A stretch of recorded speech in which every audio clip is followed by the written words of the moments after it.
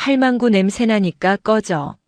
라며 할머니가 싸온 음식을 엎어버린 병사들이 10분 뒤 투스타 사단장이 헐레벌떡 뛰어와 그 할머니 앞에 무릎 꿇는 꼴을 보게 된다. 특전사령관 출신 할머니가 썩은 부대를 도려내는 전율의 참교육 이야기입니다. 여러분들은 어디에서 계시고 어떤 일들을 하고 계신가요? 항상 행복한 일 가득하시길 바랍니다. 구독과 좋아요를 해주시면 더 좋은 사연으로 보답하겠습니다. 강원도 철원군 동송읍. 대한민국에서 가장 춥기로 소문난 이곳의 겨울은 자비가 없었다.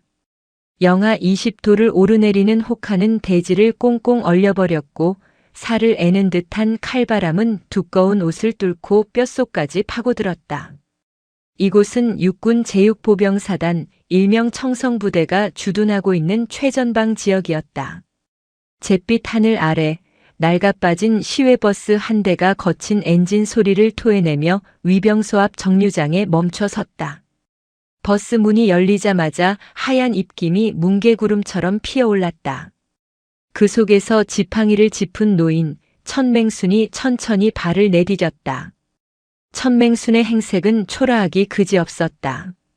시장 바닥에서나 볼 법한 색바랜 몸빼 바지에 촌스러운 꽃무늬 누비 잠바를 걸치고 있었다. 머리에는 낡은 털실 모자를 눌렀었고 한 손에는 보자기로 꽁꽁 싸맨 묵직한 보따리를 들고 있었다. 겉으로 보기에는 시골에서 농사나 짓다가 손자 얼굴 한번 보려고 올라온 힘없는 촌노였다. 하지만 그녀의 눈빛은 달랐다. 깊게 패인 주름 사이로 번뜩이는 안광은 마치 먹잇감을 노리는 맹수처럼 형형했다. 그녀는 잠시 멈춰 서서 부대 정문 위에 걸린 필사즉생 골육지정이라는 구호를 올려다보았다. 골육지정 좋아하시네. 겉멋만 들어가지고. 천맹수는 혀를 차며 위병소로 걸어갔다. 위병소 근무를 서던 헌병이 그녀를 막아섰다. 어떻게 오셨습니까? 면회 왔소다. 우리 손주 녀석 보러. 성함과 방문하실 병사 이름 말씀해 주십시오. 내 이름은 천맹순이고 손주는 일병 한빛이야. 77연대 소속이라고 하던데. 신원 확인 절차는 지루했다. 추운 날씨 탓에 헌병들의 동작은 굼떴고 천맹수는 살을 애는 추위 속에서 한참을 기다려야 했다. 마침내 출입증을 받아든 그녀는 면회실로 향했다. 면회실은 냉기가 감도는 컨테이너 건물이었다. 낡은 난로 하나가 구석에서 힘겹게 열기를 뿜어내고 있었지만 실내의 한기를 몰아내기에는 역부족이었다. 천맹수는 구석진 자리에 짐을 풀었다. 보따리를 열자 고소한 냄새가 퍼졌다. 새벽부터 일어나 정성스레 부친 동그랑땡과 손주가 좋아하는 닭강정, 그리고 따뜻한 보리차였다. 그녀는 음식을 가지런히 정리하며 문 쪽을 하염없이 바라보았다. 20분쯤 지났을까? 철문이 삐거덕거리며 열렸다. 할머니. 천맹순이 벌떡 일어났다. 그러나 들어오는 손자 한빛의 모습을 본 순간 그녀의 심장이 철렁 내려앉았다. 한빛은 더 이상 그녀가 알던 씩씩한 청년이 아니었다. 얼굴은 반쪽이 되어 있었고 눈 밑에는 검은 그늘이 짙게 드리워져 있었다. 무엇보다 눈에 띄는 것은 걸음걸이였다. 왼쪽 다리를 심하게 절뚝거리고 있었다. 군복 소매 밖으로 드러난 손등은 붉게 부어올라 있었고 목덜미에는 긁힌 상처가 선명했다. 아이고 내 새끼. 이게 무슨 꼴이냐? 천맹순이 달려가 손자의 손을 잡았다. 한빛은 화들짝 놀라며 주위를 두리번거렸다. 마치 누군가의 감시를 받는 사람처럼 불안해 보였다. 할머니, 오시면 안 되는데. 왜 오셨어요? 한빛의 목소리는 모기처럼 기어들어갔다. 그게 무슨 소리냐?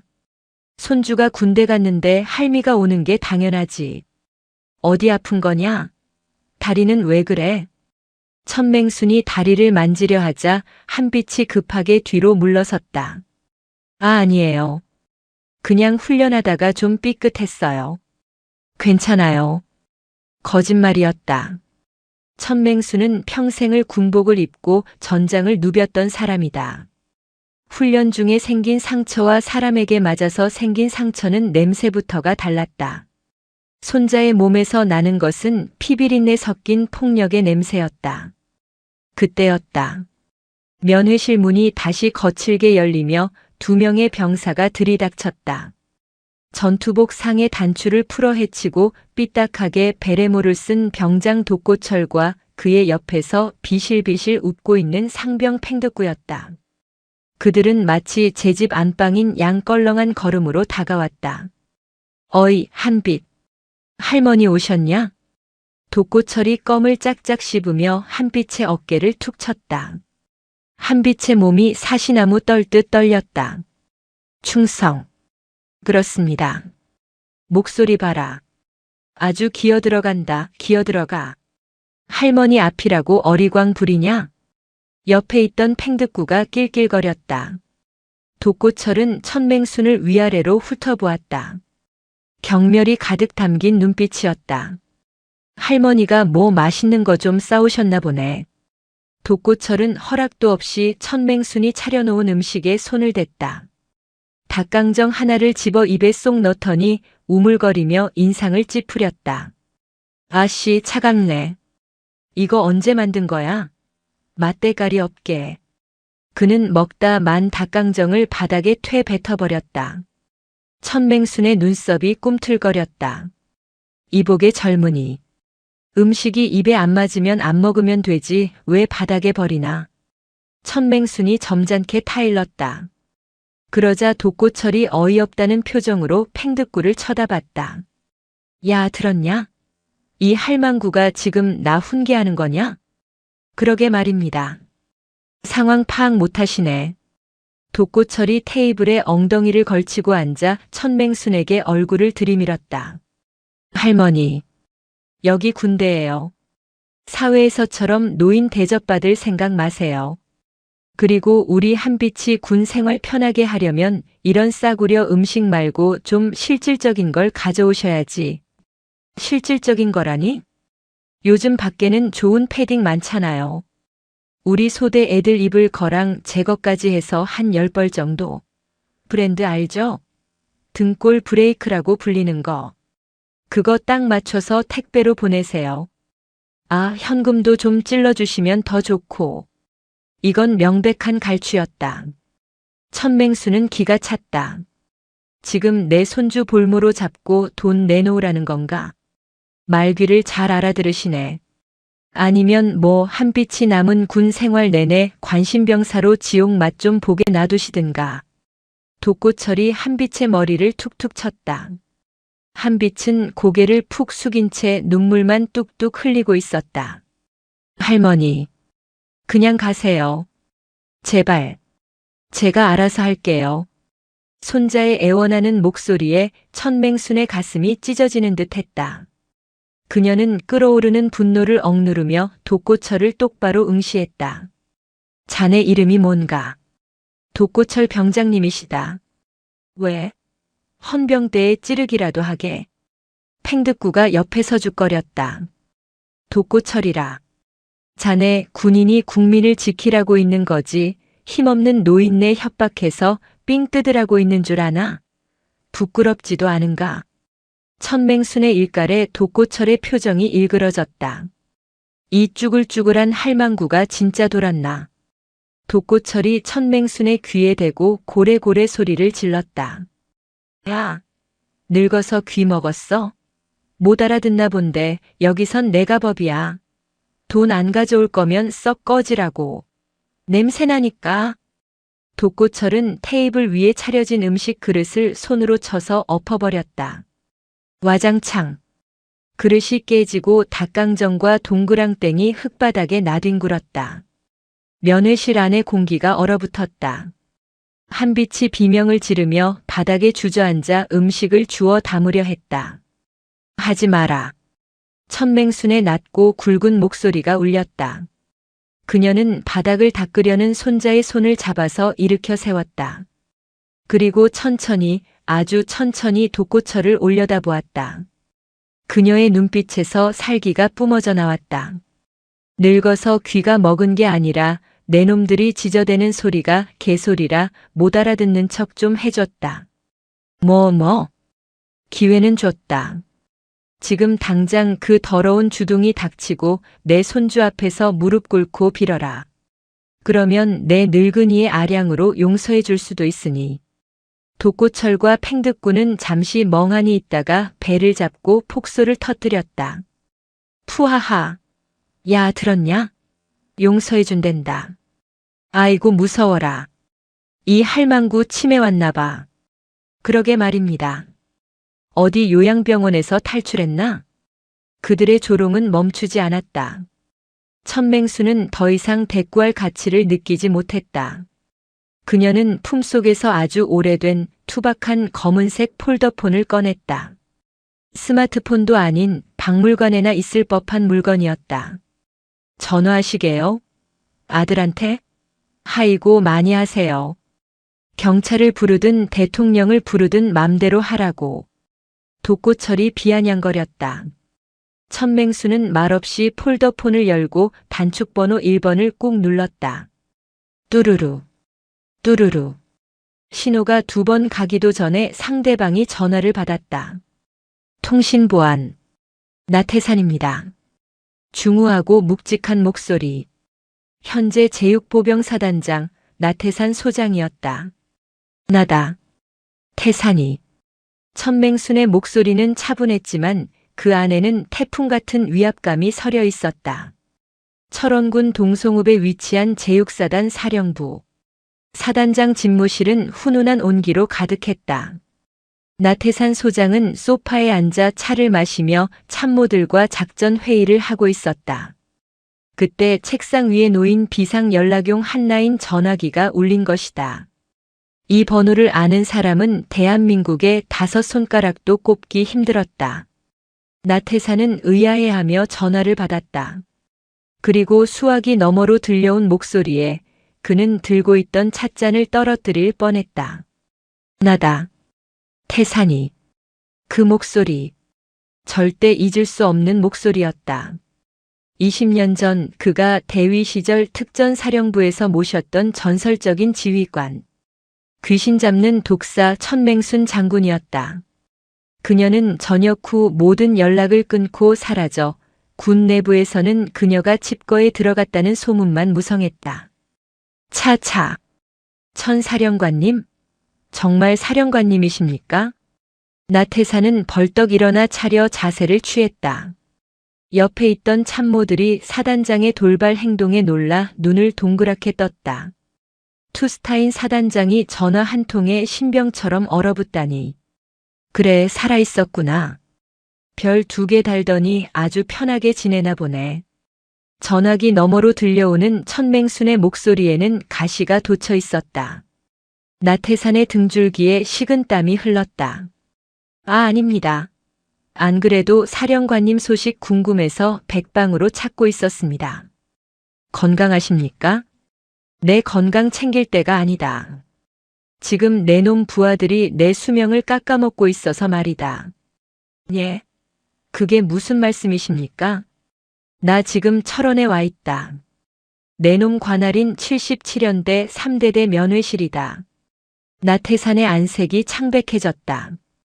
전설적인 상관이 그것도 호랑이보다 무섭다는 천맹순 장군이 자신의 부대에 와 있다니. 게다가 목소리를 들어보니 무언가 단단히 화가 난 상태였다. 내 손주 녀석 면회를 왔는데 아주 재미있는 구경을 하고 있다. 내 부하들이 나보고 냄새난다고 꺼지라더구나.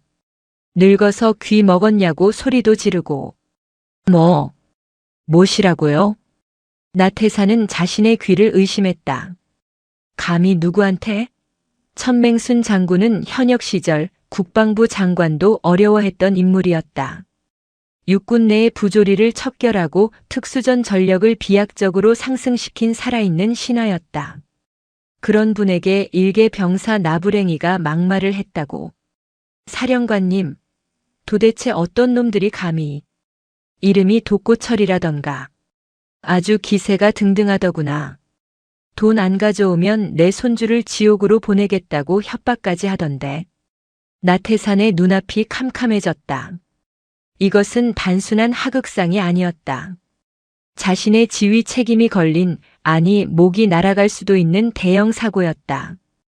태산아, 내가 전역할 때 너한테 뭐라고 했냐? 병사들 밥 잘 먹이고 억울한 일 없게 하라고, 그게 지휘관의 첫 번째 덕목이라고 했지? 예, 명심하고 있습니다. 근데 꼴이 이게 뭐냐? 손주놈 몸은 만신창이에 선임이라는 놈들은 삥이나 뜯고 있고, 내 놈이 교육을 발로 시킨 게냐? 호통 소리가 수화기를 뚫고 나올 듯 했다. 나태산은 식은 땀을 뻘뻘 흘리며 고개를 숙였다. 면목 없습니다. 지금 당장 달려가겠습니다. 그놈들 당장 영창이 아니라 제가 직접 군화발로 밟아버리겠습니다. 시끄럽다. 조용히 오지 마라. 올 거면 제대로 와라. 천맹순의 목소리가 착 가라앉았다. 헌병대장, 감찰참모, 법무참모 싹 다 데리고 와. 그리고 연대장, 대대장도 호출해. 10분 준다. 1분이라도 늦으면 내 놈 별부터 떼어버릴 줄 알아. 명 받들겠습니다. 전 병력 비상 소집. 지금 당장 출동합니다. 전화가 끊겼다. 나태산은 전화기를 던지듯 내려놓고 참모들을 향해 고래고래 소리를 질렀다. 비상. 진돗개 발령. 아니, 그보다 더 급해. 차량 대기시켜. 헌병대 특임대 무장에서 따라오라고 해. 77연대장 당장 연결해. 사단 사령부는 순식간에 아수라장이 되었다. 사단장이 직접 완전 군장 결속 상태로 뛰쳐나가는 모습에 부대원들은 전쟁이라도 난 줄 알고 공포에 질렸다. 검은색 지휘 차량과 헌병대 차량, 그리고 두 돈반 트럭들이 줄지어 위병소를 빠져나갔다. 목표는 77연대 3대대였다. 한편 면회실 안. 독고철과 팽득구는 여전히 낄낄거리며 천맹순을 비웃고 있었다. 전화 다 하셨어요? 누구한테 하셨나?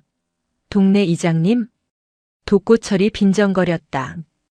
천맹순은 폴더폰을 주머니에 넣고 다시 자리에 앉았다. 그래. 이장보다 조금 더 높은 놈한테 했다. 곧 올 거다. 오호 기대되네.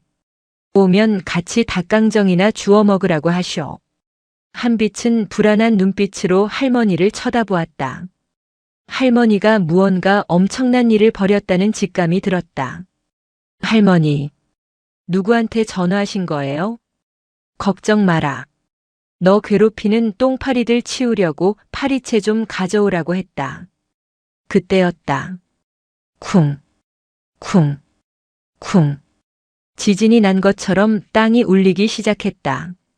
멀리서 들려오던 엔진 소리가 순식간에 가까워지더니 부대 전체를 뒤흔드는 굉음으로 변했다. 뭐야? 전차 부대 지나가나? 팽득구가 창문 밖을 내다보았다. 그리고 그의 입이 떡 벌어졌다. 병장님, 저거 보십시오. 독고철도 창가로 다가갔다. 그의 눈에 믿을 수 없는 광경이 들어왔다. 부대 정문을 향해 수십 대의 군용 차량들이 맹렬한 기세로 돌진해오고 있었다. 선두에는 별 2개가 선명하게 박힌 성판을 단 검은색 세단이 있었고 그 뒤로 헌병차와 트럭들이 먼지를 일으키며 따르고 있었다. 위병소 근무자들이 기겁을 하며 바리케이드를 치웠다. 차량 행렬은 멈추지 않고 곧장 면회실 앞 공터로 들이닥쳤다. 끼익! 타이어 타는 냄새와 함께 차량들이 급정거했다.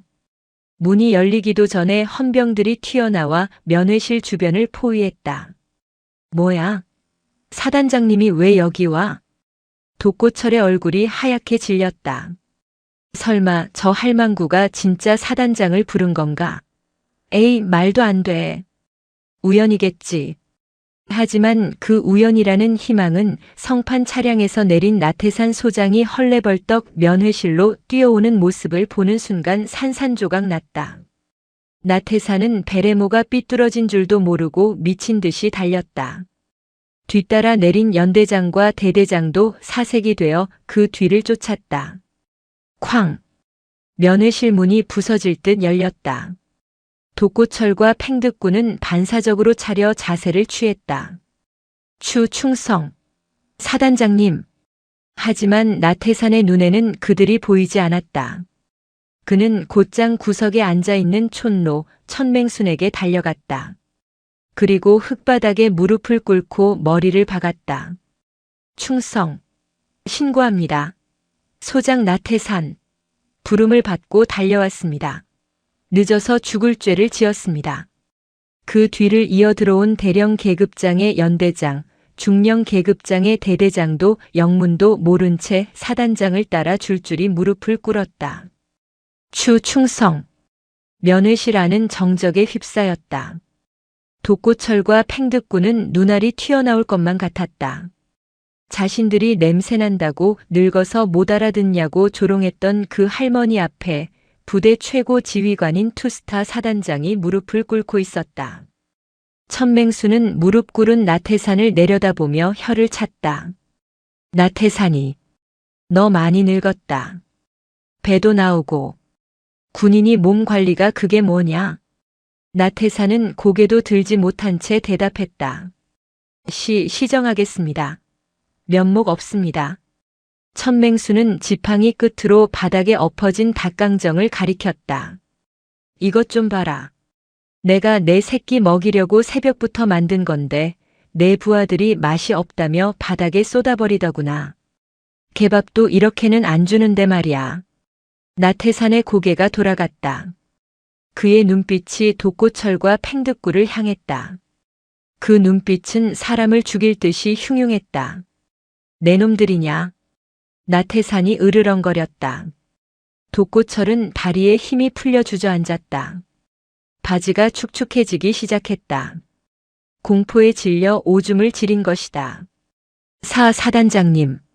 저는 그게 아니라. 닥쳐라. 나태산의 호통에 면회실 유리창이 덜덜 떨렸다.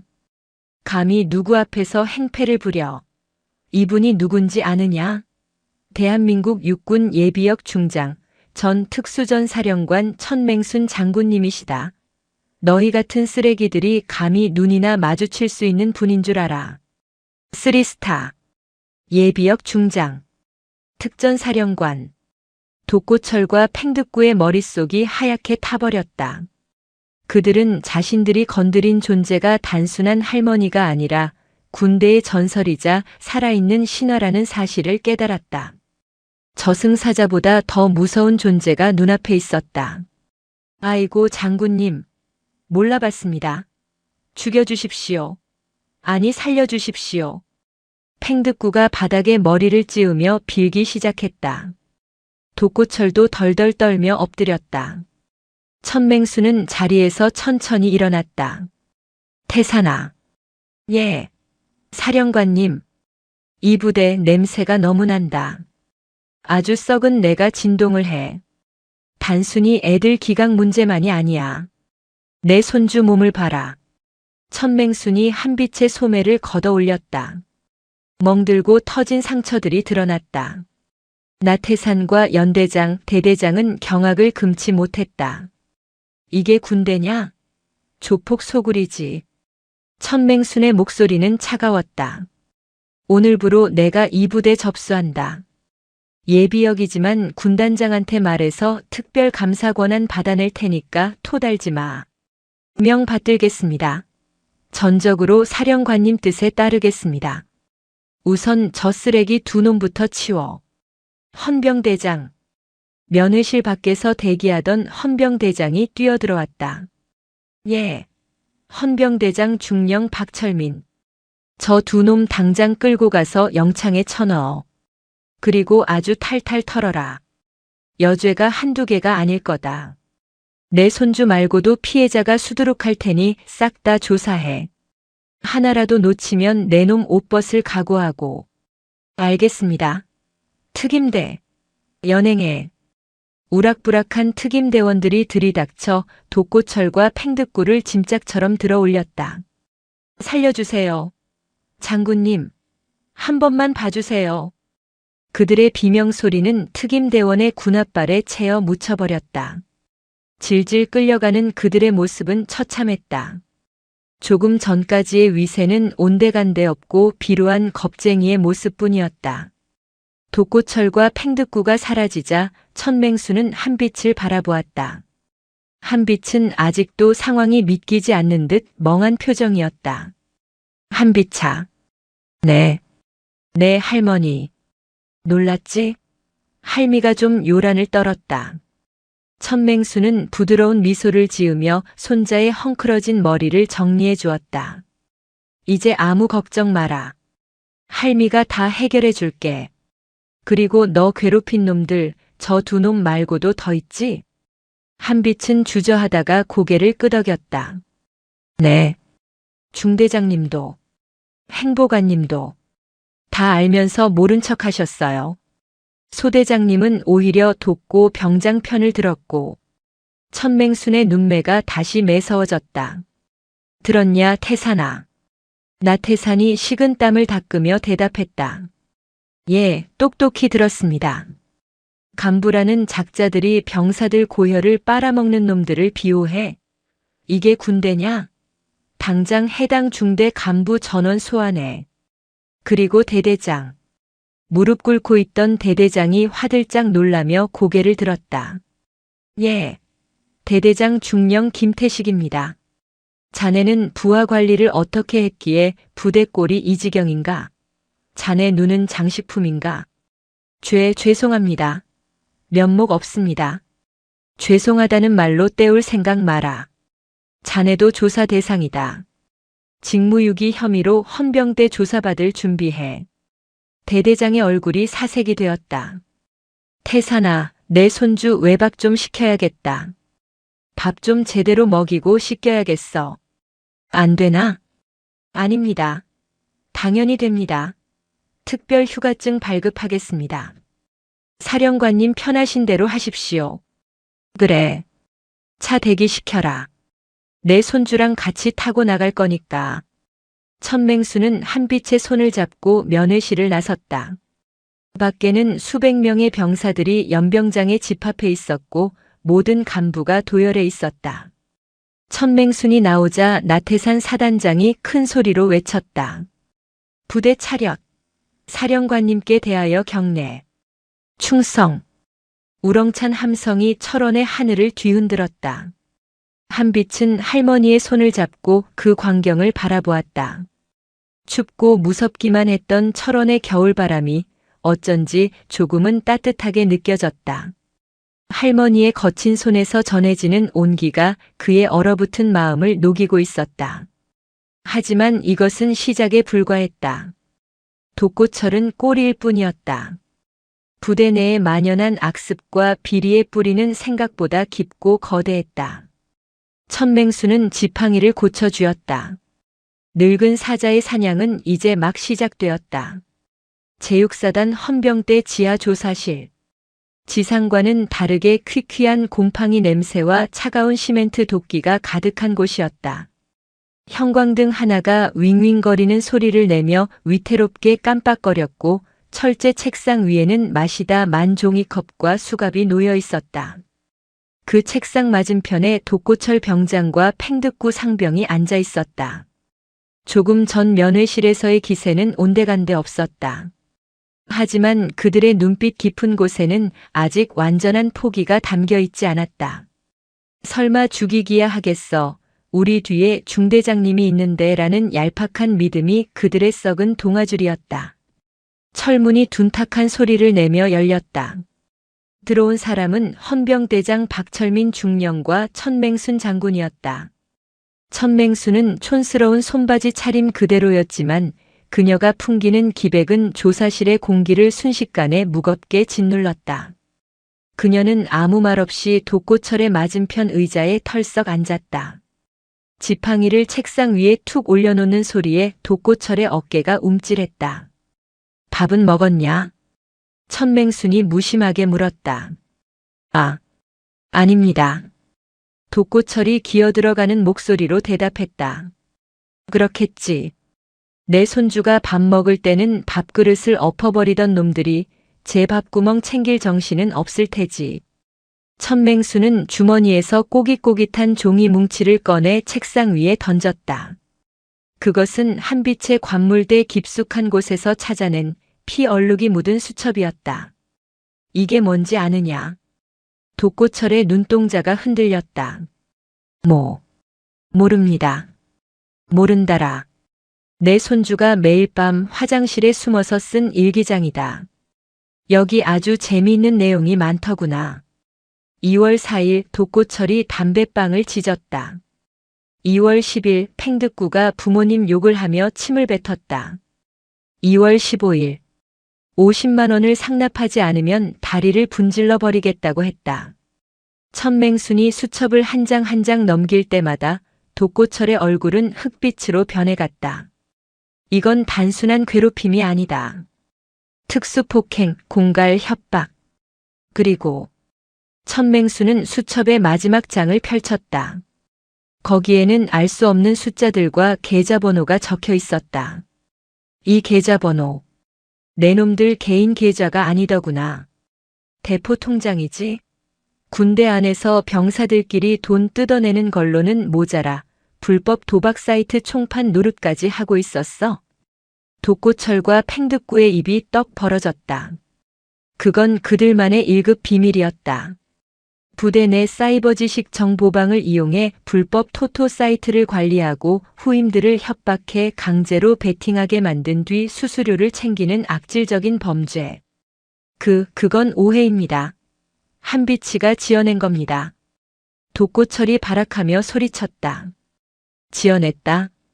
천맹순이 헌병대장에게 눈짓했다. 박철민 중령이 노트북을 돌려 화면을 보여주었다. 화면에는 독고철과 팽득구가 면회실에서 천맹순을 협박하던 당시의 음성 녹음 파형 그리고 그들이 사용하던 대포폰의 통화 내역이 적나라하게 떠 있었다. 사령관님 지시로 너희들 관물대를 압수수색했다. 거기서 나온 대포폰 3대. 이미 포렌식 끝났다. 중대장 마춘식 대위랑 나눈 카톡 내용까지 싹 다 나왔어. 수익금 6대 4로 나눈다며? 마춘식 대위. 그 이름이 나오자 독고철은 완전히 무너져 내렸다. 믿었던 뒷배가 이미 들통난 것이다.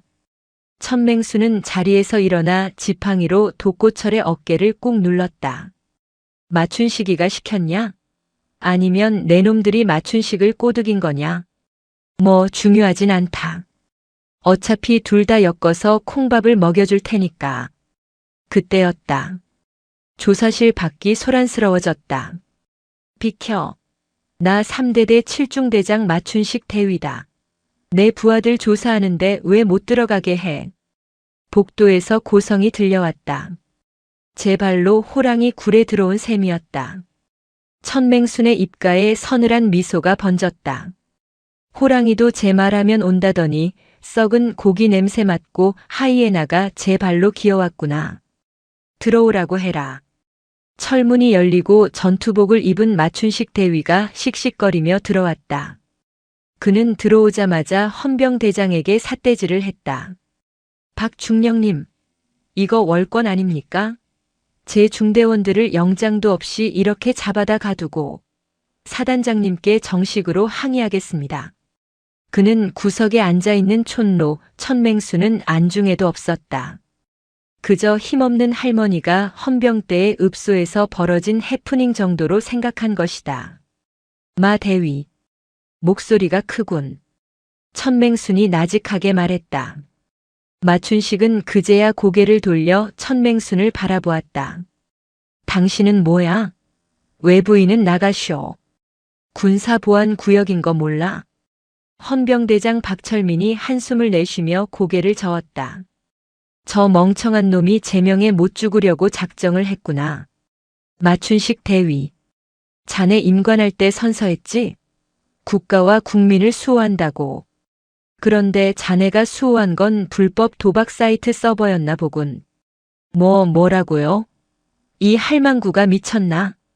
마춘식이 손을 들어 올리려던 찰나 천맹순의 지팡이가 번개처럼 날아와 마춘식의 정강이를 후려쳤다. 비명과 함께 마춘식이 바닥에 나뒹굴었다. 천맹수는 늙은이의 동작이라고는 믿기지 않는 속도로 다가가 지팡이 끝으로 마춘식의 목을대를 겨눴다. 내 이름은 천맹순이다. 내 놈들이 전설 속의 귀신이라고 부르던 특전사 독사. 이제야 좀 상황 파악이 되나? 마춘식의 눈동자가 공포로 확장되었다. 천맹순.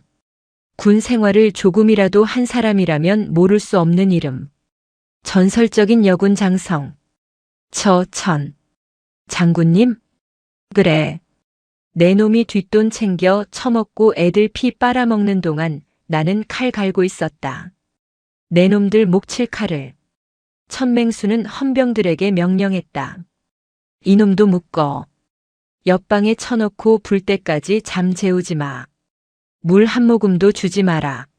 내 손주가 당한 고통 10분의 1이라도 느껴봐야지. 마춘식은 질질 끌려나가며 살려달라고 비명을 질렀다. 하지만 조사실의 방음벽은 그의 비명을 묵묵히 삼켜버렸다. 천맹수는 다시 독고철을 바라보았다. 봤지? 내 놈들이 믿던 동아줄이 썩은 지푸라기였다는 걸. 이제 선택해라. 평생 감옥에서 썩을지 아니면 지금이라도 저놈들의 죄까지 다 불고 광명 찾을지. 독고철은 울며 불며 모든 것을 털어놓기 시작했다. 그것은 단순한 부대 내 비리가 아니었다. 철원 지역의 조폭과 연계된 거대한 범죄 카르텔의 실체였다. 밤이 깊었다. 철원의 밤은 칠흑 같은 어둠과 함께 찾아왔다. 제육사단 인근의 한적한 야산. 눈 덮인 숲속에 위장막을 쓴 검은색 승합차 한 대가 숨죽이고 있었다. 차 안에는 각종 도청 장비와 모니터가 빽빽하게 들어차 있었다. 모니터 앞에는 백발이 성성한 노인 3명이 앉아 있었다. 겉보기엔 동네 경로당에서 바둑이나 둘 법한 할아버지들이었지만 그들의 손놀림은 현역 정보요원보다 빨랐다. 그들은 천맹순이 현역 시절 직접 키워낸 비밀정보부대 일명 독사조의 예비역 부사관들이었다. 대장님, 목표물 포착했습니다. 철원 읍내 황금다방 지하. 무전기를 잡은 노인 코드네임 살모사가 보고했다. 천맹수는 승합차 뒷좌석에서 지도를 보고 있었다. 황금다방이라. 촌스럽기는.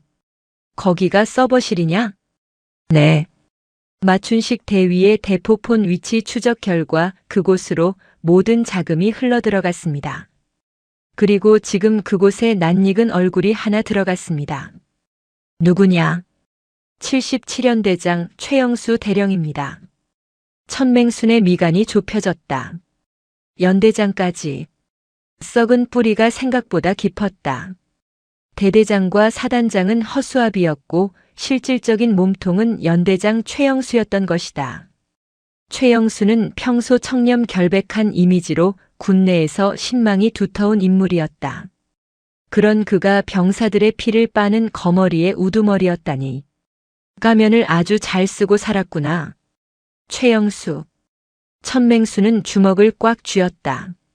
대장님 진입할까요? 저희 늙은이 셋이면 충분합니다. 살모사가 킬킬거리며 허리춤에 찬 3단봉을 만지작거렸다. 아니, 놈들은 증거인멸의 달인들이다. 우리가 들이닥치는 순간 서버를 포맷하거나 불질러버릴 거다. 확실한 물증을 잡아야 해. 천맹수는 잠시 생각에 잠겼다. 그러다 품에서 휴대전화를 꺼냈다. 나태산이 연결해. 잠시 후 나태산 사단장의 다급한 목소리가 들려왔다.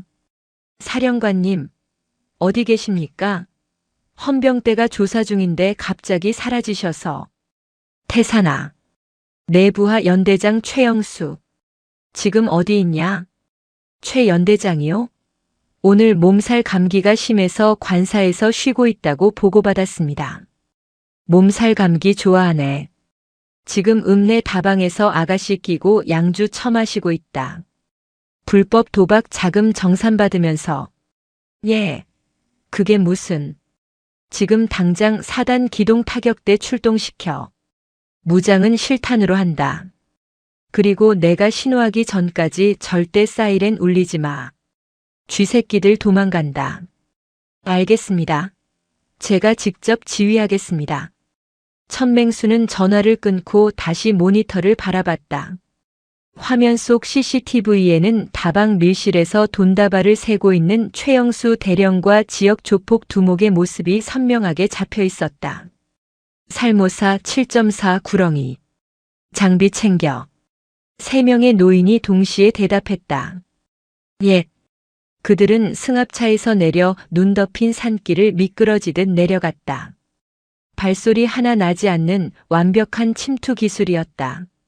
70이 넘은 나이가 무색했다. 그들은 여전히 대한민국 최고의 인간 병기들이었다. 황금다방 뒷골목. 천맹수는 낡은 패딩 점퍼에 깃을 세우고 지팡이를 짚은 채 어둠 속에 서 있었다. 잠시 후 7.4가 건물 옥상에서 수신호를 보냈다. 환기구를 통해 수면 가스를 살포할 준비가 되었다는 뜻이었다. 시작해. 천맹순의 명령이 떨어지자마자 슉 하는 미세한 소리와 함께 가스가 주입되었다. 3분 후. 천맹수는 지팡이로 다방 뒷문을 밀었다. 문은 잠겨 있었지만 그녀가 힘을 주자 경첩이 뜯겨나가며 힘없이 열렸다. 지하 밀실로 내려가는 계단은 어두웠다. 쿰쿰한 담배 냄새와 싸구려 향수 냄새가 코를 찔렀다. 밀실 문을 열자 소파에 널브러져 자고 있는 최영수 대령과 조폭들의 모습이 보였다. 테이블 위에는 현금 뭉치와 장부 그리고 노트북들이 어지럽게 널려 있었다. 쯧쯧. 군인이 경계 근무도 안 서고 잠을 퍼질러 자다니. 천맹수는 최영수의 뺨을 지팡이로 톡톡 쳤다. 일어나라, 최 대령. 점호 시간이다. 최영수가 으으 소리를 내며 눈을 떴다. 몽롱한 시야에 백발의 노파가 들어왔다. 누구야? 여기 어디야? 어디긴. 내 놈 인생의 종착역이지. 최영수가 정신을 차리려 고개를 흔들었다. 상황 파악이 되자마자 그는 품 안으로 손을 뻗었다. 권총을 찾으려는 것이었다. 하지만 그의 손은 허공을 휘저을 뿐이었다. 이거 찾나? 옆에 서 있던 구렁이가 최영수의 권총을 빙글빙글 돌리며 웃고 있었다. 너희들 뭐야? 내가 누군지 알아. 최영수가 소리쳤다. 알지.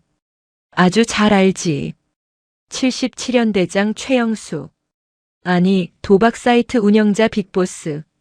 천맹순이 장부를 최영수의 얼굴에 던졌다. 이 장부에 내 놈이 착복한 돈, 뇌물준 명단, 심지어 내 손주 한빛이 삥 뜯은 돈까지 다 적혀 있더구나. 꼼꼼해서 좋네. 수사하기 편하겠어. 최영수의 얼굴이 공포로 일그러졌다. 그는 창문 쪽을 바라보았다. 도망칠 구멍을 찾는 것이었다. 도망가려고? 밖을 봐라. 천맹순이 손가락으로 위쪽을 가리켰다. 위잉, 위잉. 건물 밖에서 비상 사이렌 소리가 울려 퍼졌다. 그리고 확성기 소리가 들려왔다. 여기는 6사단 기동 타격대다. 건물은 완전히 포위되었다. 최영수 대령과 공범들은 무기를 버리고 투항하라. 반복한다. 나태산 사단장이 직접 이끄는 수백 명의 병력이 다방 건물을 개미 새끼 한 마리 빠져나갈 틈 없이 에워싸고 있었다. 하늘에는 조명탄이 터져 대낮처럼 환했다. 최영수는 바닥에 주저앉았다. 끝이었다. 완벽하다고 믿었던 그의 왕국은 늙은 할머니의 지팡이 하나에 와르르 무너져 내렸다. 천맹수는 최영수의 어깨를 짚으며 나지막이 속삭였다. 군복이 부끄럽지도 않냐? 명예를 팔아 돈을 사? 그 돈으로 배부르게 먹으니 좋더냐? 이제 그 밥값 톡톡히 치르게 해주마. 다음 날 아침 제육사단 연병장. 철원의 아침 해가 붉게 떠올랐다. 하지만 연병장의 공기는 그 어느 때보다 차가웠다. 전 병력이 집합한 가운데 단상 앞에는 포승줄에 묶인 죄인들이 무릎을 꿇고 있었다. 연대장 최영수 대령, 중대장 마춘식 대위, 병장 독고철, 상병 팽득구, 그리고 그들과 결탁했던 간부들과 병사들 수십 명이었다. 그들의 모습은 비참하기 짝이 없었다. 계급장은 뜯겨나갔고 군복은 흑투성이었다.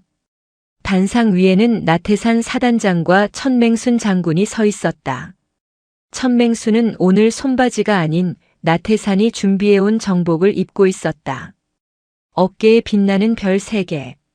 비록 전역했지만 그녀의 위엄은 현역 시절 그 이상이었다. 나태산 사단장이 마이크를 잡았다. 오늘 우리는 창군 이래 가장 수치스러운 날을 맞이했다. 전우의 등을 쳐먹고 약자를 괴롭히며 신성한 국방의 의무를 돈벌이 수단으로 이용한 짐승들을 처단하기 위해 이 자리에 섰다. 병사들 사이에서 웅성거림이 일었다. 그동안 최영수와 마춘식의 횡포에 시달렸던 병사들의 눈에는 통쾌함과 함께 눈물이 맺혀 있었다. 천맹순이 마이크를 넘겨받았다. 병사들 들어라. 그녀의 목소리는 스피커를 타고 연병장 구석구석까지 퍼져나갔다. 나는 예비역 중장 천맹순이다. 하지만 그 전에 일병 한빛의 할머니다. 내 손주가 그리고 너희가 이런 썩어 빠진 놈들 밑에서 고통받고 있었다는 사실에 나는 피눈물을 흘렸다. 천맹수는 무릎 꿇은 최영수 앞으로 내려갔다. 최영수, 너는 지휘관으로서 부하들을 보호하기는커녕 사지로 내몰았다. 내 놈이 챙긴 그 더러운 돈은 병사들이 피땀 흘려 지킨 이 나라의 미래를 갉아먹은 값이다. 최영수는 고개를 들지 못했다. 군법에 따라 엄중히 처벌할 것이다. 하지만 그 전에 너희에게 피해를 본 병사들에게 사죄해라. 최영수와 일당들은 바닥에 머리를 박고 흐느꼈다. 잘못했습니다. 죽을 죄를 지었습니다. 하지만 그들의 사과는 너무 늦었다. 그때 대열맨 앞줄에 서 있던 한빛이 절뚝거리며 걸어 나왔다. 그의 눈가는 붉게 충혈되어 있었지만 표정은 더 이상 겁먹은 아이의 것이 아니었다. 한빛은 독고철 앞에 섰다. 독고철은 한빛의 눈을 마주치지 못하고 벌벌 떨었다. 독고 병장님. 한빛의 목소리는 차분했다. 때려서 아픈 건 참을 수 있었습니다. 욕을 먹는 것도 참을 수 있었습니다. 하지만 우리 할머니를 모욕하고 우리 가족의 사랑을 돈으로 환산하려 했던 건 절대 용서할 수 없습니다. 한빛은 독고철의 멱살을 잡으려다 멈췄다. 그리고 대신 거수 경례를 올렸다. 하지만 저는 당신들과 똑같은 괴물이 되지 않겠습니다. 법의 심판을 달게 받으십시오. 그리고 평생 감옥 안에서 참회하십시오. 그것은 가장 우아하고도 잔인한 복수였다. 피해자가 가해자를 용서하지 않으면서도 인간으로서의 품격을 지키는 모습. 연병장에 모인 수천 명의 병사들이 숨을 죽이고 그 광경을 지켜보았다. 천맹수는 손자의 어깨를 감싸 안았다. 잘했다, 내 새끼. 정말 잘했다. 나태산 사단장이 선언했다. 헌병대는 이들을 압송하라. 그리고 군 검찰에 넘겨 법정 최고형을 구형하도록 하라. 사이렌 소리와 함께 호송버스가 들어왔다. 최영수와 일당들은 줄줄이 버스에 올랐다. 그들이 떠나는 뒷모습을 보며 병사들은 환호성을 질렀다. 철원의 하늘에 묵은 체증이 내려가는 듯한 함성이 울려 퍼졌다. 사태가 수습된 후 천맹수는 사단장실에서 나태산과 마주 앉았다. 태산아, 고생했다. 아닙니다. 사령관님 덕분에 부대의 썩은 살을 도려낼 수 있었습니다. 정말 감사합니다. 고맙긴. 이제부터가 시작이다. 다시는 이런 일이 없도록 시스템을 만들어. 병사들이 마음 놓고 신고할 수 있게 하고 간부들 감찰 철저히 해. 명심하겠습니다. 제 군 생활을 걸고 약속드립니다. 그리고 우리 한빛이 천맹순이 찻잔을 만지작거렸다. 의병 제대시켜라. 나태산이 놀란 눈으로 쳐다봤다. 예. 한빛군은 군 생활을 계속하고 싶어하는 눈치였습니다만. 안다. 녀석은 강하니까. 하지만 몸이 너무 망가졌어. 다리 인대가 다 늘어났더구나. 마음의 상처도 깊고. 억지로 붙잡아두는 게 능사가 아니다. 나가서 치료받고 공부하고 더 넓은 세상에서 제 몫을 하게 해주고 싶다. 나태사는 고개를 끄덕였다. 알겠습니다. 규정상 충분히 가능합니다. 제가 책임지고 처리하겠습니다. 천맹수는 자리에서 일어났다. 그럼 나는 이만 가보마. 늙은이가 너무 오래 설쳤어. 사령관님, 제가 모시겠습니다. 됐다. 올 때처럼 버스 타고 갈 거다. 그래야 사람 사는 냄새도 맡고 그러지. 천맹수는 정복을 벗고 다시 촌스러운 몸빼 바지와 누비 잠바로 갈아입었다. 화려한 별을 내려놓고 다시 평범한 할머니로 돌아온 것이다. 위병소 앞. 한빛이 배웅을 나왔다. 할머니, 정말 가시는 거예요? 그래. 할미는 집에 가서 감자나 캐야지. 너 제대하면 바로 내려와라. 맛있는 거 많이 해줄게. 응. 금방 갈게. 할머니. 사랑해. 한빛이 할머니를 꼭 안았다. 천맹수는 손자의 등을 토닥였다. 나도 사랑한다, 내 강아지. 버스가 도착했다. 천맹수는 지팡이를 짚고 버스에 올랐다. 창밖으로 손을 흔드는 손자와 거수 경례를 하는 사단장, 그리고 수많은 병사의 모습이 보였다. 버스는 다시 철원의 눈보라 속으로 멀어져 갔다. 하지만 그 눈보라는 더 이상 춥지 않았다. 붉게 타오르던 정의의 불길이 지나간 자리에는 따스한 봄의 기운이 꿈틀거리고 있었다. 군 검찰단 조사실의 공기는 무거웠다. 철원의 겨울보다 더 차가운 냉기가 감도는 이곳에서 최영수 대령은 조금 전까지의 비굴함을 벗어던지고 오만한 표정으로 앉아 있었다. 그의 옆에는 서울에서 급하게 내려온 변호사 방대안이 앉아 있었다. 방대안은 군 법무관 출신으로 전관 예우를 받는 이 바닥에서는 승률 100%를 자랑하는 법조계의 하이에나였다. 방대안은 서류 가방에서 만년필을 꺼내며 군 검찰관을 노려보았다.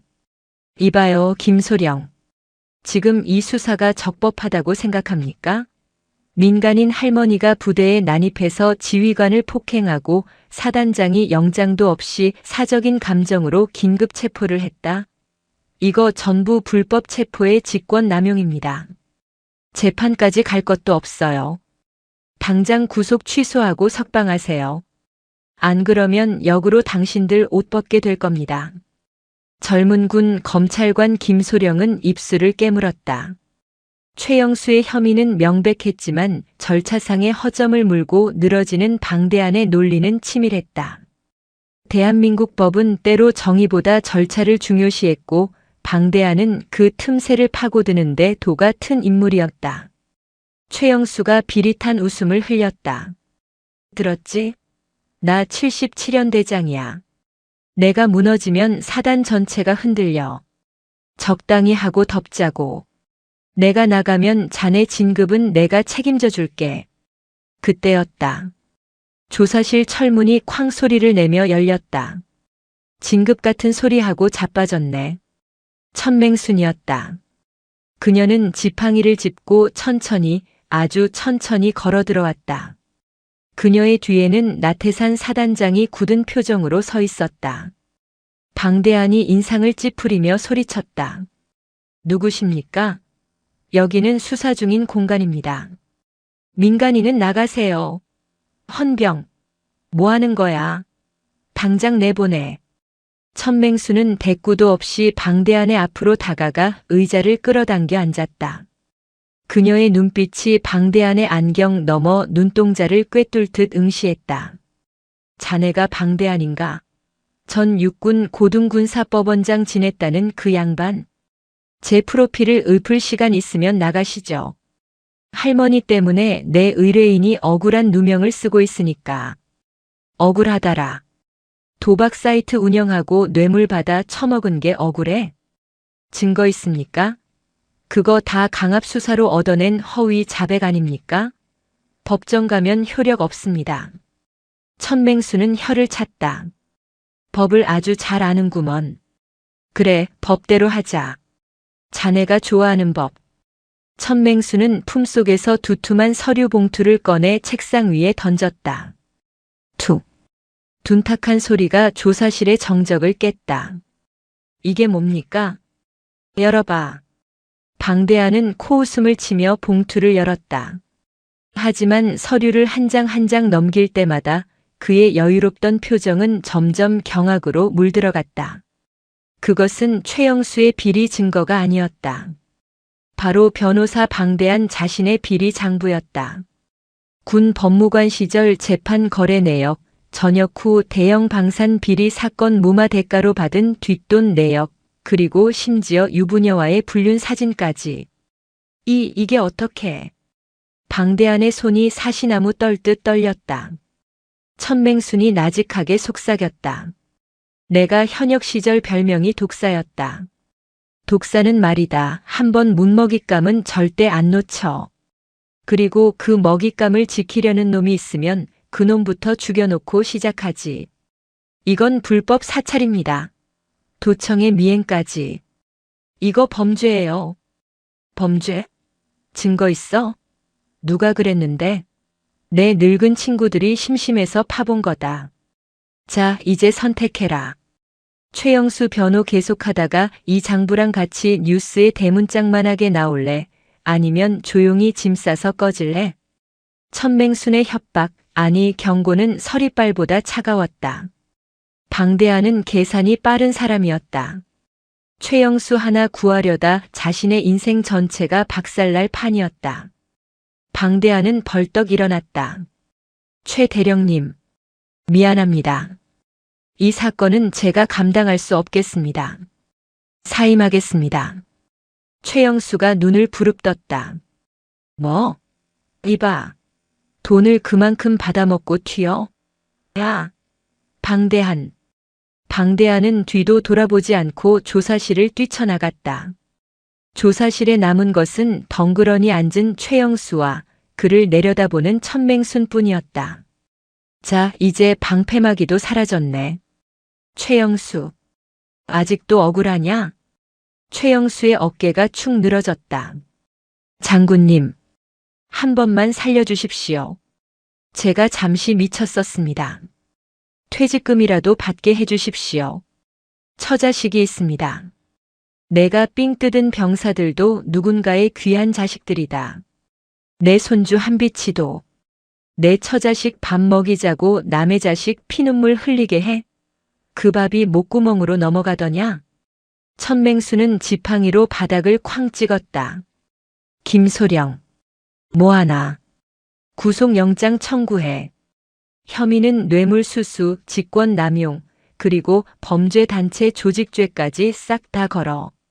최고형으로 때려. 알겠습니다. 김소령의 목소리에 힘이 들어갔다. 최영수는 바닥에 엎드려 오열했다. 조사실을 나온 천맹수는 복도 의자에 앉아 긴 한숨을 내쉬었다. 힘드십니까, 사령관님? 나태산이 걱정스러운 얼굴로 물었다. 힘들긴. 늙어서 그런가 쓰레기 냄새를 오래 맡으니 속이 울렁거려서 그런다. 이제 큰 고비는 넘겼습니다. 최영수가 구속되면 나머지는 알아서 무너질 겁니다. 아니, 아직 안 끝났다. 최영수 놈이 믿는 구석이 하나 더 있어. 아까 조사실 들어오기 전에 놈이 통화하는 걸 엿들었다. 길 의원님이라고 하더구나. 길 의원이라면 국방위 소속 길태미 의원 말씀이십니까? 나태산의 안색이 굳어졌다. 길태미. 차기 대권 주자로 거론되는 거물 정치인이었다.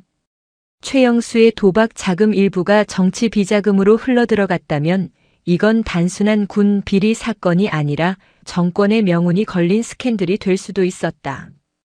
호랑이를 잡으려다 용을 잡게 생겼구나. 천맹수는 지팡이를 고쳐주었다.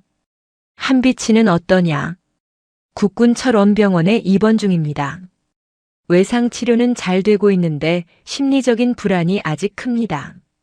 계속 할머니만 찾는다고 합니다. 가자. 내 새끼 밥 먹이러 가야겠다. 천맹수는 병원으로 향했다. 악당을 잡는 독사의 눈빛은 사라지고 어느새 손주를 걱정하는 평범한 할머니의 눈빛으로 돌아와 있었다. 국군 철원병원 정신건강의학과 병동. 한빛은 침대에 웅크리고 앉아 창밖을 바라보고 있었다. 눈이 내리고 있었다. 하얀 눈은 세상의 더러움을 덮어주는 듯 했지만 한빛의 마음속 상처는 아직 덮이지 않았다. 문득문득 떠오르는 독고철의 비웃음, 최영수의 고압적인 목소리가 그를 괴롭혔다. 드르륵. 병실 문이 열렸다. 한빛아. 밥 먹자. 천맹순이었다. 그녀의 손에는 병원 밥이 아닌 집에서 싸온 보온 도시락통이 들려 있었다. 할머니. 한빛의 얼굴에 희미한 미소가 번졌다. 천맹수는 침대 옆에 앉아 도시락을 풀었다. 뽀얀 사골 국물과 잘 익은 깍두기. 많이 먹어라. 뼈 붙으려면 사골이 최고다. 한빛은 국물을 한술 떴다. 따뜻했다. 식도를 타고 넘어가는 온기가 얼어붙은 위장을 녹이는 것 같았다. 할머니. 나. 이제 괜찮아. 집에 가고 싶어. 그래. 곧 가게 해줄게. 나쁜 놈들 다 치워놓고 아주 깨끗한 길로 집에 가게 해줄게. 그때 병실 문이 거칠게 열리며 양복을 입은 사내들이 들이닥쳤다. 그 뒤로 기름진 머리를 넘긴 중년 남자가 거만한 표정으로 걸어 들어왔다. 국회의원 길템이었다. 그는 병실을 둘러보더니 인상을 찌푸렸다. 여기가 그 병사 병실인가? 아주 상전이 따로 없구만. 독시를 쓰고. 천맹순이 숟가락을 내려놓고 천천히 일어났다. 누구신데 남의 병실에 구둣발로 들어오나? 길태미는 천맹순을 위아래로 훑어보았다. 당신이 천맹순 씨요? 얘기 많이 들었소. 내가 길태미 의원이요. 그는 악수를 청하지도 않았다. 그저 내려다볼 뿐이었다. 할 말 있으면 나가서 하지. 애밥 먹는데 체하겠다. 아니, 여기서 합시다. 짧게 끝낼 거니까. 길태미는 비서에게 손짓했다. 비서가 서류 가방에서 합의서를 꺼내 내밀었다. 자, 여기 도장 찍으세요. 최영수 대령이랑 마춘식 대위, 그리고 병사들. 선처해 주신다는 탄원서입니다. 합의금은 섭섭지 않게 넣었습니다. 10억. 어떻습니까? 평생 만져보지도 못할 돈일 텐데. 10억. 엄청난 돈이었다. 하지만 천맹순의 눈 하나 깜짝하지 않았다. 돈으로 퉁치자? 죄 지은 놈들이 벌은 안 받고. 어허 할머니. 세상 물정 모르시네. 최 대령이 구속되면 나라 꼴이 어떻게 되겠소? 군 사기 떨어지고 안보 흔들리고. 대승적인 차원에서 덮자는 거지. 그리고 손자분도 앞으로 사회생활 하려면 적을 만들지 않는 게 좋지 않겠소? 이것은 회유가 아니라 협박이었다. 합의 안 하면 손자의 앞길을 막겠다는 으름장. 한빛이 덜덜 떨며 이불을 끌어당겼다. 천맹수는 손자의 어깨를 토닥인 뒤 길템이 앞으로 다가갔다. 길 의원. 자네가 국방위 간사라지. 잘 아시네. 내 말 한마디면 사단장 목도 날아가는 거 알지? 짝. 경쾌한 파열음이 병실에 울려 퍼졌다. 천맹순의 손바닥이 길태미의 뺨을 후려친 것이다. 길태미의 고개가 획 돌아갔다. 이 미친 할망구가. 보좌관들이 달려들려 하자 천맹순이 지팡이를 들어 그들을 겨눴다. 움직이지 마라. 뼈 부러진다. 천맹순의 기세에 건장한 보좌관들이 주춤했다. 길태미. 내 놈이 최영수 뒤를 봐주는 몸통이구나. 도박 자금 받아서 선거 치르니 좋더냐? 증거 있어. 이거 명예훼손이야. 당장 경찰 불러. 경찰? 불러. 아주 기자들까지 다 불러서 판 키워보자. 천맹수는 주머니에서 녹음기를 꺼내 재생 버튼을 눌렀다. 의원님, 이번 달 정산금 3억 보냈습니다. 최영수입니다. 그래, 수고했어. 이번 공천은 걱정 마. 내가 다 손써놨으니까. 길태미의 얼굴이 백지장처럼 하얗게 변했다. 최영수가 만약을 대비해 녹음해둔 통화 내용이었다. 천맹순의 정보팀이 최영수의 클라우드에서 찾아낸 결정적인 증거였다. 이 녹음 파일 지금 방송국으로 전송됐다. 아마 구시 뉴스 헤드라인으로 나올 거다. 유력 대권 주자 군 도박 자금 수수. 제목 좋지 않으냐? 길태미는 다리에 힘이 풀려 주저앉았다. 끝이었다. 그의 정치 생명은 이 낡은 병실에서 촌스러운 할머니 앞에서 종말을 고했다. 천맹수는 길태미를 내려다보며 혀를 찼다. 나라를 지키라고 국회의원 배지 달아줬더니 도둑놈들 대장 노릇을 해? 썩 꺼져라. 내 손주 밥맛 떨어지니까. 길태미는 보좌관들의 부축을 받으며 도망치듯 병실을 빠져나갔다. 병실에 다시 정적이 찾아왔다. 한빛이 놀란 눈으로 할머니를 쳐다보았다. 할머니, 진짜 뉴스에 나와? 그럼. 할미가 허튼 소리 하는 거 봤냐? 천맹수는 다시 침대 옆에 앉아 숟가락을 들었다. 자, 식겠다. 어서 먹어. 다 먹어야 집에 가지. 한빛은 눈물을 글썽이며 밥을 받아 먹었다. 할머니는 천하무적이었다. 장군보다 국회의원보다 더 강한 나의 할머니. 그 든든한 방패 아래서 한빛은 비로소 깊은 안도감을 느꼈다. 그날 저녁 대한민국은 발칵 뒤집혔다. 뉴스에서는 길태미 의원의 비리 의혹과 철원 군부대 가혹 행위 사건이 대대적으로 보도되었다. 국민들의 분노는 들불처럼 번져나갔고 군과 검찰은 철저한 수사를 약속했다. 천맹수는 병실 TV를 끄며 중얼거렸다. 이제 청소는 얼추 끝났구나. 시간은 흘러 계절이 바뀌었다. 철원에 얼어붙은 땅이 녹고 산수유가 노랗게 피어나기 시작했다. 한빛의 퇴원일이자 의병 제대일이 다가왔다. 나태산 사단장은 성대한 저녁 신고식을 준비했다. 연병장에는 전 병력이 도열했고 군악대가 팡파르를 울렸다. 이것은 단순한 저녁식이 아니었다. 부조리와 싸워 이긴 영웅에 대한 예우이자 새롭게 태어난 육사단의 다짐이었다. 한빛은 말끔한 정복을 입고 단상에 올랐다. 다리는 아직 조금 절뚝거렸지만 지팡이 없이 혼자 걸을 수 있었다. 신고합니다. 일병 한빛. 202X년 X월 X일부로 의병 전역을 명받았습니다. 이에 신고합니다. 충성. 한빛의 경례는 그 어느 때보다 절도 있고 당당했다. 나태산 사단장이 경례를 받고 그의 가슴에 전역증을 달아주었다. 고생했다. 한빛군. 자네 덕분에 우리 부대가 다시 태어났다. 정말 고맙다. 아닙니다. 사단장님. 건강하십시오. 나태산은 한빛을 꽉 안아주었다. 단상 아래에 있던 병사들이 일제히 박수를 보냈다.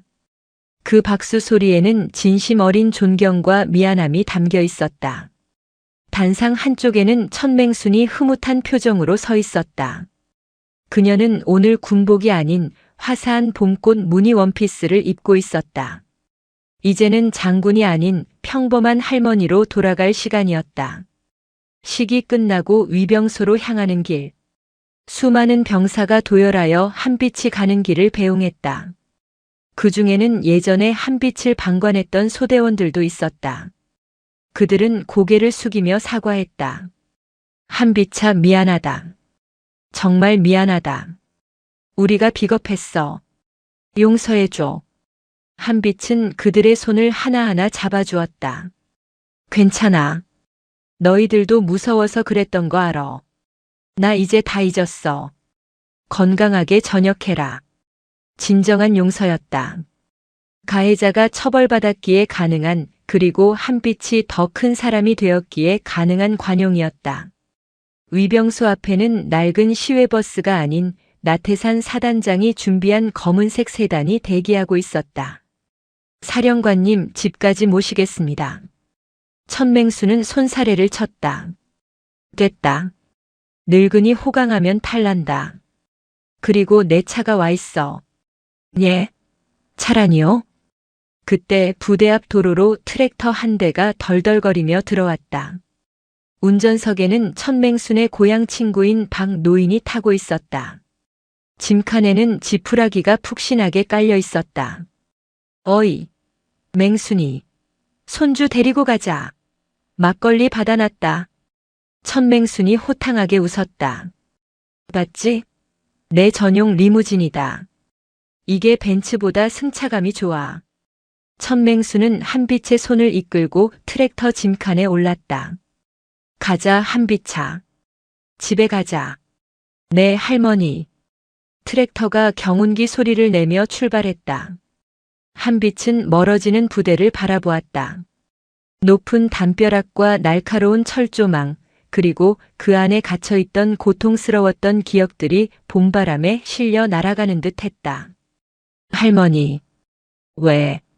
나 군대 다시는 안 올 거야. 쪽도 안 쳐다볼 거야. 하하. 그래라. 오줌도 그쪽으로는 누지 마라. 두 사람의 웃음소리가 철원의 맑은 하늘로 퍼져나갔다. 트랙터는 굽이굽이 산길을 돌아 인제로 향했다. 길가에는 진달래와 개나리가 만발해 있었다. 한빛은 할머니의 무릎을 베고 누웠다. 따뜻했다. 햇살도 바람도 그리고 할머니의 거친 손길도. 할머니, 나 배고파. 뭐 해줄 거야? 감자전 부쳐줄까? 아니면 닭백숙? 다 해줘. 나 이제 다 먹을 수 있어. 뭐냐? 다 해주고 말고. 내 새끼 입에 들어가는 것만 봐도 배부르다. 천맹수는 잠든 손자의 얼굴을 쓰다듬으며 하늘을 올려다보았다. 파란 하늘에 흰 구름 한 점이 유유히 흘러가고 있었다. 그녀의 전쟁은 끝났다. 총성이 오가는 전쟁터에서도 비리가 판치는 진흙탕에서도 그녀는 승리했다. 하지만 그 어떤 훈장보다 값진 승리는 바로 지금 평화롭게 잠든 손자의 얼굴을 지켜낸 것이었다. 인제의 늙은 호랑이 천맹순. 그녀는 이제 발톱을 숨기고 따뜻한 봄볕을 즐기는 인자한 할머니로 돌아와 있었다. 하지만 세상은 알 것이다. 그녀가 지키는 둥지를 건드리면 언제든 다시 붉은 눈보라가 몰아칠 것임을. 강원도 인제군 곰배령 자락. 시간은 누구에게나 공평하게 흘러 5년이라는 세월이 지났다. 거칠었던 철원의 붉은 눈보라가 지나간 자리에는 평화로운 산골의 바람만이 머물고 있었다. 천맹순의 집 마당에는 커다란 감나무가 붉은 감을 주렁주렁 매달고 있었고 굴뚝에서는 구수한 저녁 연기가 피어올랐다. 천맹순은 이제 80을 바라보는 나이가 되었다. 허리는 조금 더 굽었고 백발은 더 하얗게 빛났지만 그녀의 눈빛만은 여전히 맑고 깊었다. 그녀는 이제 호랑이 장군이라는 무거운 갑옷을 벗고 동네의 큰 어른이자 천할머니로 살아가고 있었다. 어이 천할매, 여기 배추 좀 봐. 올해 농사가 아주 기막혀. 이웃집 박 노인이 트랙터를 몰고 지나가며 소리쳤다. 천맹수는 툇마루에 앉아 콩을 고르다 말고 손을 흔들었다. 알았소다. 나중에 김장할 때 좀 나눠주게. 내가 담근 막걸리랑 바꿉시다. 평화로운 일상이었다. 가끔 마을 회관에서 고스톱을 치다가 판이 커지면 동작 그만 밑장 빼기냐?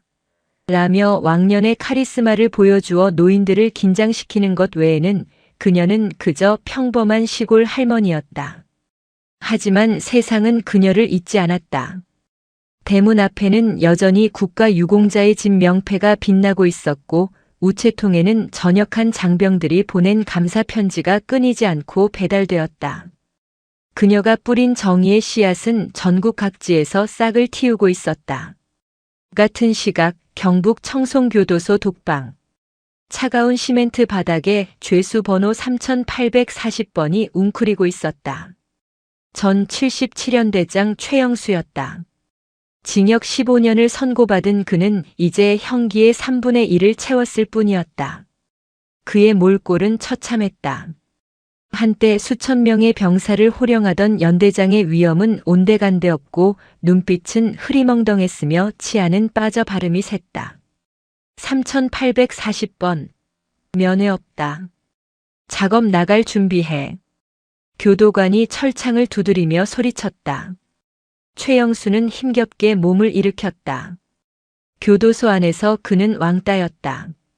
군인들의 고혈을 짠 악질 범죄자라는 사실이 알려지면서 다른 재소자들조차 그를 인간 취급하지 않았다. 밥을 먹다가도 식판을 엎기 일쑤였고 잠을 자다가도 린치를 당하기 십상이었다. 옆방에는 전 국회의원 길태미가 수감되어 있었다. 그는 뇌물수수와 정치자금법 위반으로 징역 12년을 살고 있었다. 어이 최대령. 아니 3840번. 영치금 좀 없나? 나 담배 좀 피우게. 길태미가 쇠창살 너머로 말을 걸었다. 최영수는 바닥에 침을 뱉었다. 시끄러워. 내 놈 때문에 내가 이 꼴이 됐어. 나한테 말 걸지 마. 뭐? 내가 꼬리를 밟혀서 나까지 들어온 거잖아. 이 무능한 놈. 두 늙은 죄수의 고성이 복도에 울렸다. 서로를 탓하며 썩어가는 것, 그것이 그들에게 내려진 진짜 형벌이었다.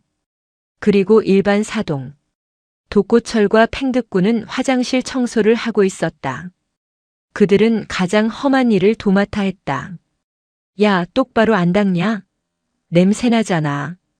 젊은 재소자가 독고철의 뒤통수를 때렸다. 독고철은 반항 한 번 못하고 고개를 숙였다.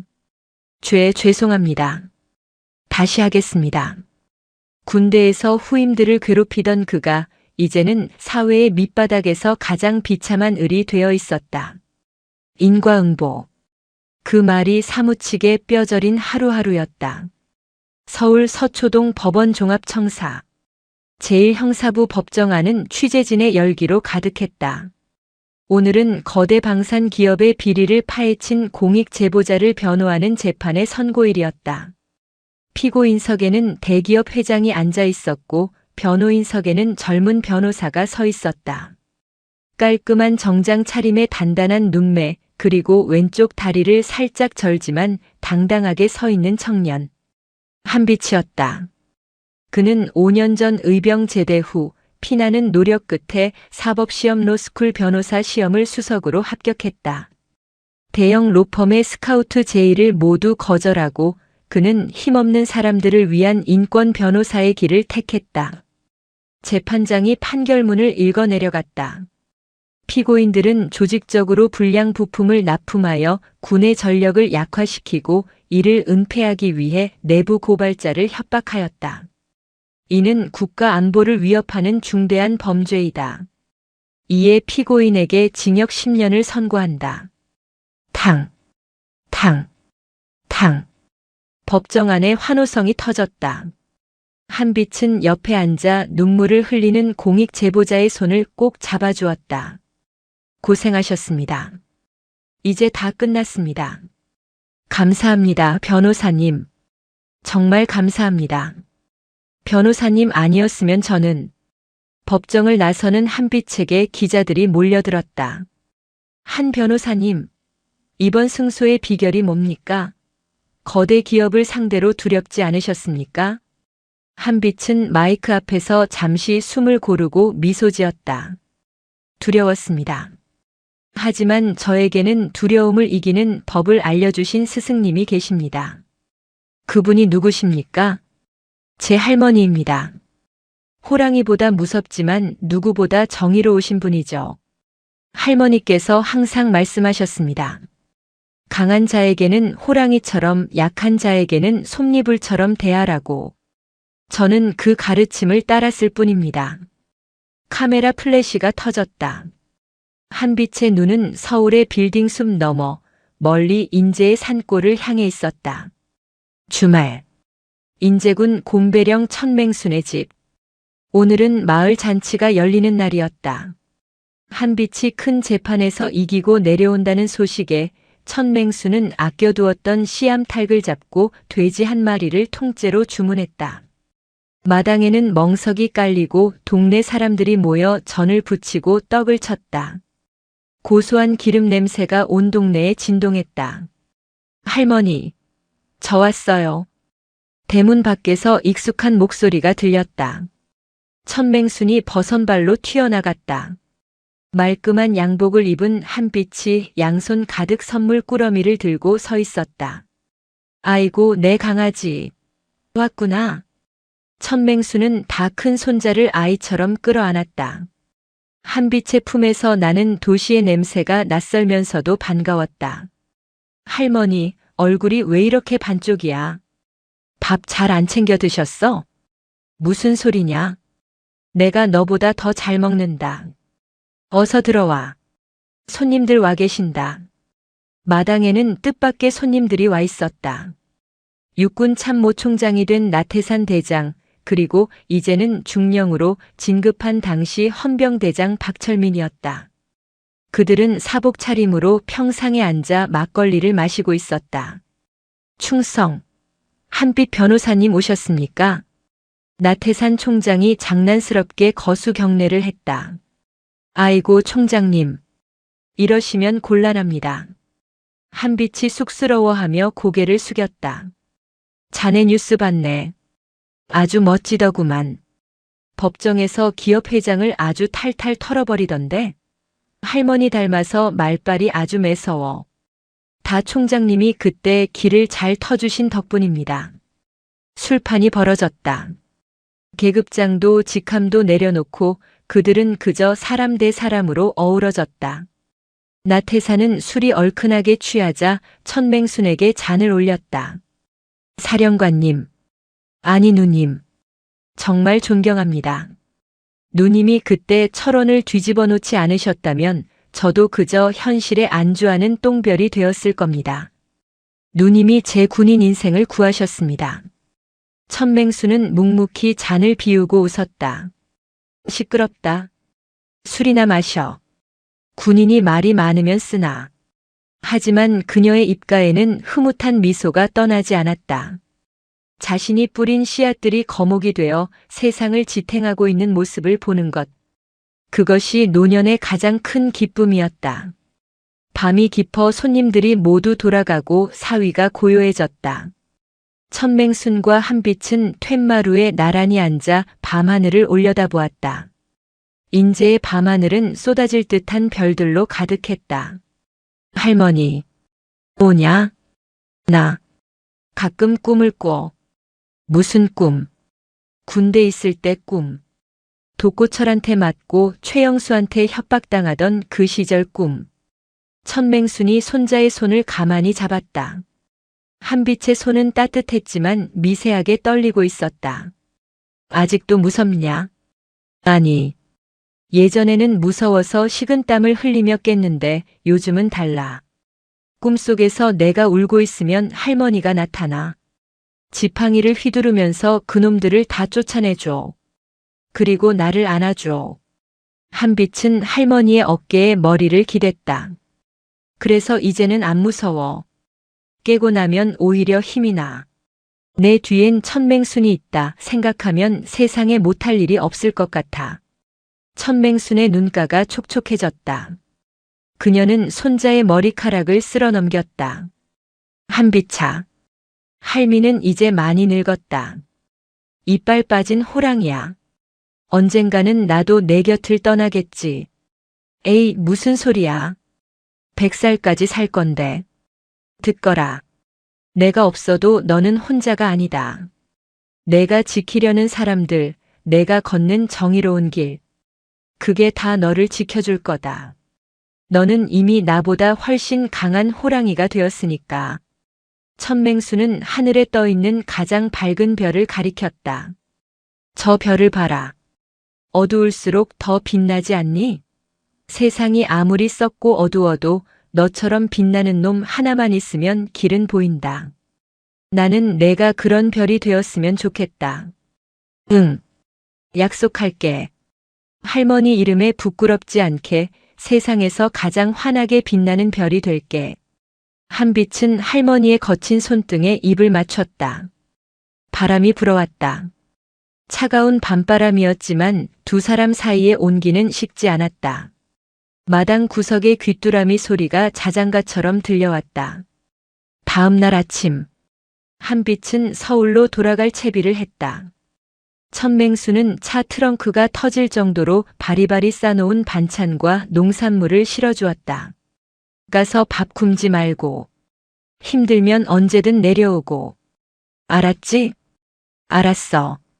할머니도 아프면 바로 전화해. 나 일시간이면 튀어오니까. 한빛의 차가 멀어질 때까지 천맹수는 대문 앞에 서서 손을 흔들었다. 차가 시야에서 사라지자 그녀는 지팡이를 짚고 뒤뜰로 향했다. 그곳에는 작은 비석이 하나 있었다. 그녀의 남편과 며느리 그리고 아들의 이름이 새겨진 가족 묘지였다. 천맹수는 비석 앞에 앉아 잡초를 뽑았다. 영감. 그리고 얘들아. 잘 지내지? 그녀는 비석을 쓰다듬으며 혼잣말을 했다. 우리 한빛이 아주 훌륭하게 컸어. 당신들이 하늘에서 도와준 덕분이야. 이제 나도 할 일 다 했으니 갈 때가 되면 미련 없이 갈 수 있겠어. 그때 산등성이 너머로 아침 해가 떠올랐다. 붉은 태양빛이 천맹순의 얼굴을 비췄다. 그녀의 얼굴에 깊게 패인 주름 하나하나가 황금빛으로 빛났다. 그것은 평생을 치열하게 싸워온 전사의 훈장이자 승리자의 여유였다. 천맹수는 자리에서 일어나 기지개를 켰다. 아이고 허리야. 그래도 오늘 날씨 한번 참 좋구나. 그녀는 뒷짐을 지고 천천히 집으로 걸어갔다. 그녀의 그림자가 길게 땅에 드리워졌다. 그 그림자는 마치 웅크리고 있는 거대한 호랑이의 형상과 같았다. 인제의 늙은 호랑이는 이제 사냥을 멈췄다. 하지만 그녀가 남긴 발자국은 철원의 눈보라 속에서도 서울의 법정에서도 그리고 수많은 사람의 가슴 속에서도 영원히 지워지지 않을 것이다. 봄이 왔다. 얼어붙었던 땅을 녹이고 생명을 틔우는 진짜 봄이 마침내 그들 곁에 머물렀다. 오늘도 요지경 사연을 잘 들어주셔서 감사합니다.